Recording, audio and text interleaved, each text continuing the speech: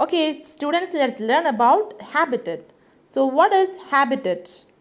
Habitat means a dwelling place. A dwelling place means we people are living at home, right? So, home is our habitat. So, let's have a definition. The surroundings in which a particular organism, whether it may be plant, animal, or any other organisms, lives, is called its habitat. Okay, the surroundings in which a particular living organism lives is called a habitat. Okay, so this is the habitat. So human beings have home. Okay, like some animals like lion, tiger, etc. are living in a forest. Okay, look, let's have humans are able to adapt to different habitats. Some people are living at desert region, some people are living at plain areas, some people are living at seashore, I mean coastal areas. Okay, and some are living at, yes, hilly areas like Kashmir.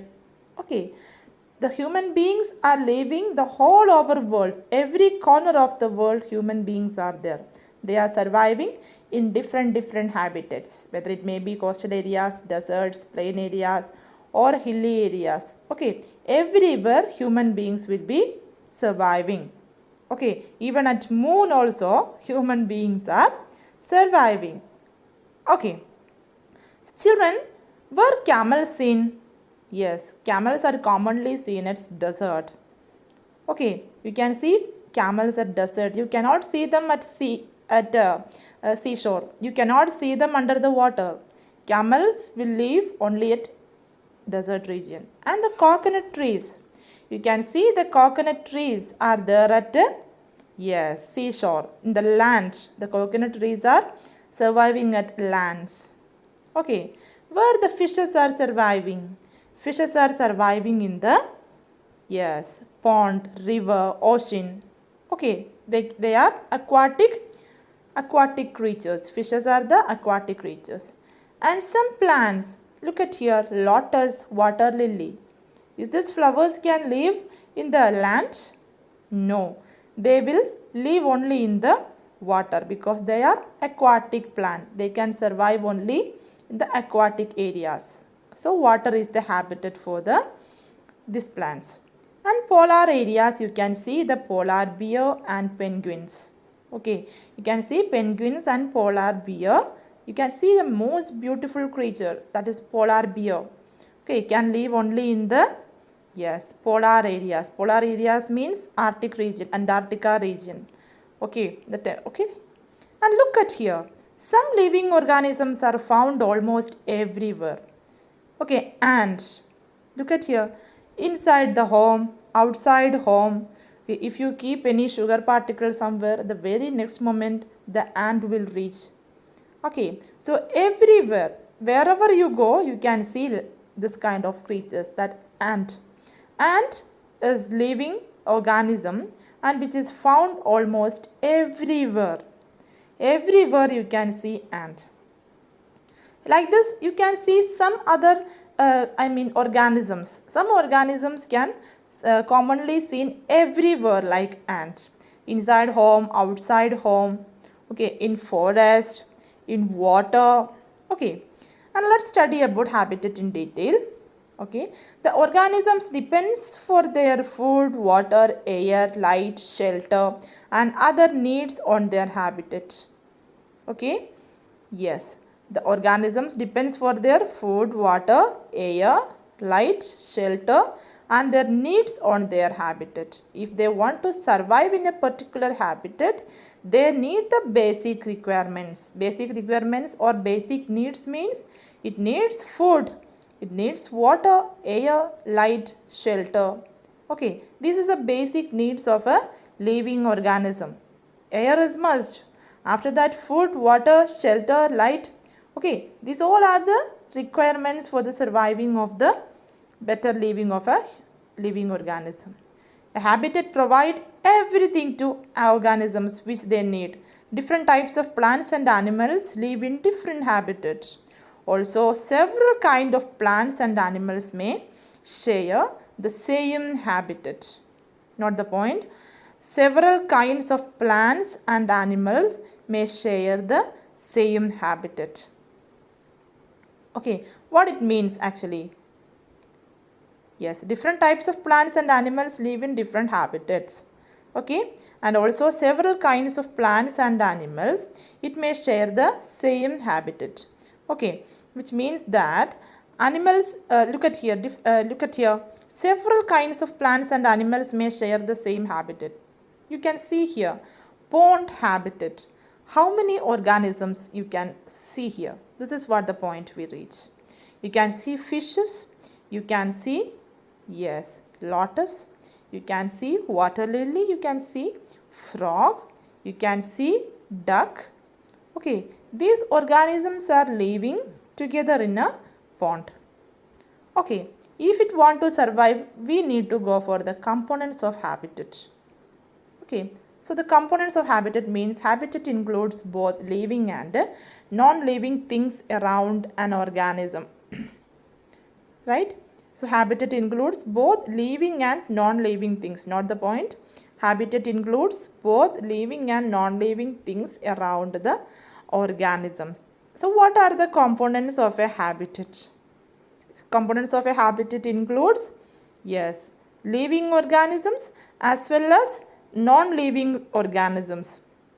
Okay, so biotic component and abiotic component. Components can be classified into two, biotic and abiotic. Biotic means living things like plants, animals and microorganisms.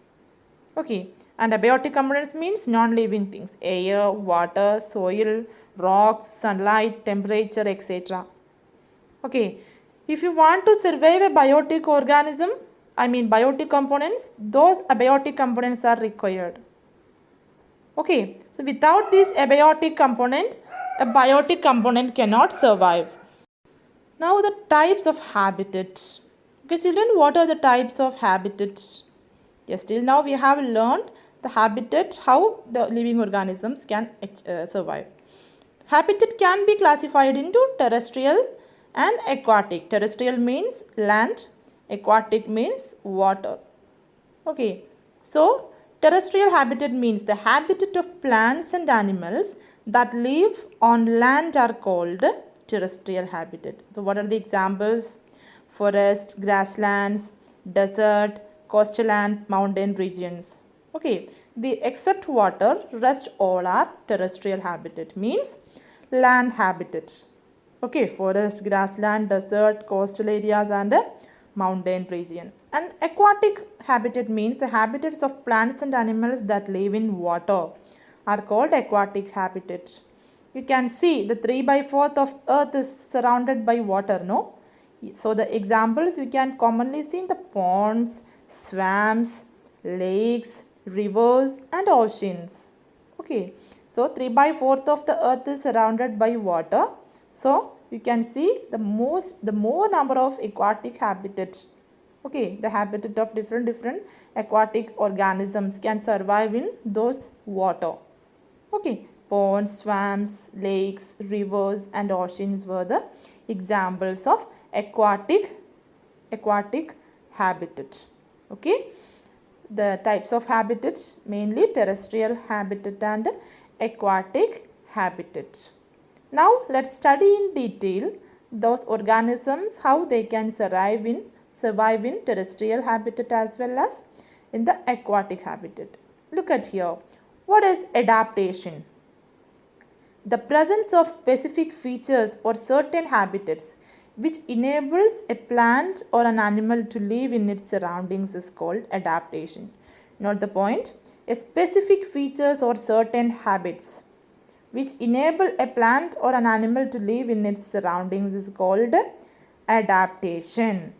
Okay, so adaptations are very slow changes that takes place over thousands of years in a bodies. Example, camel.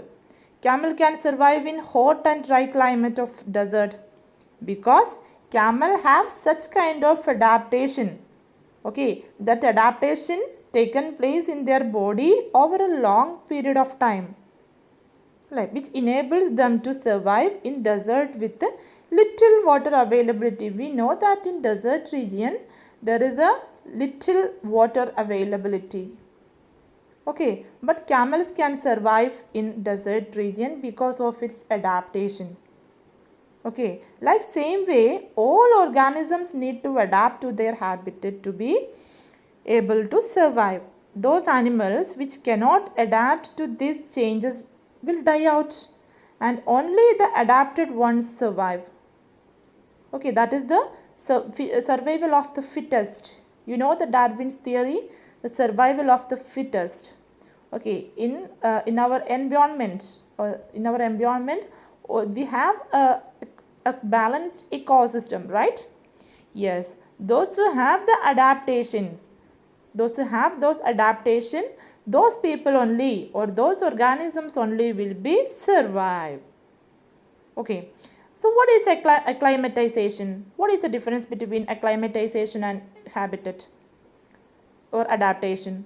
So, if you live in the plains and suddenly to go to high mountain region, just imagine, you may experience difficulty in breathing. If you want to live in Himalayan region, so suddenly what happens? Yeah, you will be feeling very difficult to breathe. Okay, and doing physical exercise for some times, we need to breathe faster. For what? To get sufficient oxygen. Okay, we are on high mountains. High mountains means the oxygen level is very less. We cannot breathe.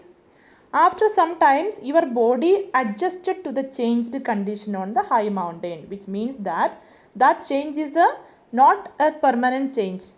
That is a temporary change because you want to stay for 1 or 2 weeks in Himalayan region. You just imagine you are just going to the hill areas. You just want to breathe. For that, your body itself change. You yourself will be doing some physical exercises to increase the level of oxygen in your body for the proper breathing. Okay, so the small changes that takes place in the body of a single organisms over short periods to overcome small problems due to changes in the surroundings are called acclimatization. It is very important. Acclimatization is not same like adaptation.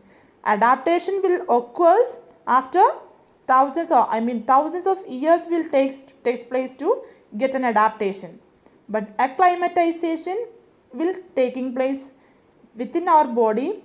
We ourselves will be changing our body to that particular climate if you want to survive. Okay, this is a small change. Acclimatization is a small change that takes place in the body of a single organism over a short period. Not the point, it will take place within short period. Or if you want to survive under the sea, what happens? You will be carrying fins, oxygen cylinder and all. You will be going and surviving like same way. Okay. Now let's have different terrestrial habitats. What are the terrestrial habitats? Desert, grasslands, mountain regions, polar areas. Except water, rest all are terrestrial habitat. Okay. So when we talk about the terrestrial habitat, let's look first terrestrial habitat. It is desert. You can see it is a hot and dry climate. Look at here. It's a hot and dry climate and less rainfall. Okay, when we talk about desert, this thing you can see here, no rainfall, it is dry areas. Okay, the camels, the snakes, lizards and all surviving. You can see the cactus plant. Okay, those are the desert plants you can see over there. Now the adaptation in desert animals. What are the adaptations? Those who are living in the camels or those who are living at desert can have different adaptations. Okay, adaptations in desert animals. Okay, desert animals you have seen. The first example is camel. What are the adaptations of camel? Camel's long legs helps to keep their body away from the heat of the hot sand in desert. Camel have long legs. Look at here, this have long legs. But in the bottom, you can see bottom it will be very hot.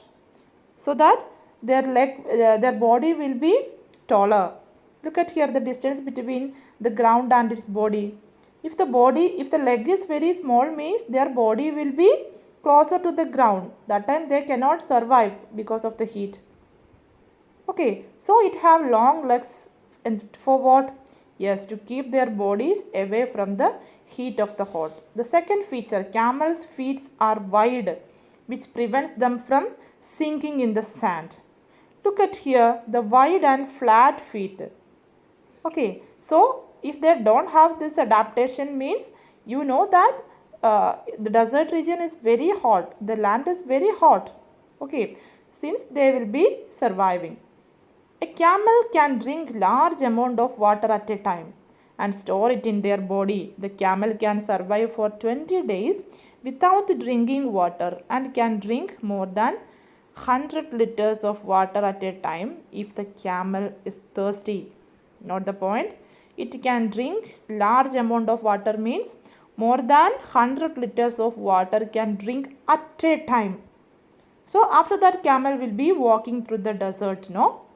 Yes, after drinking the hundreds, more than 100 or 200 liters of water after drinking, this camel will be easily can go through the desert.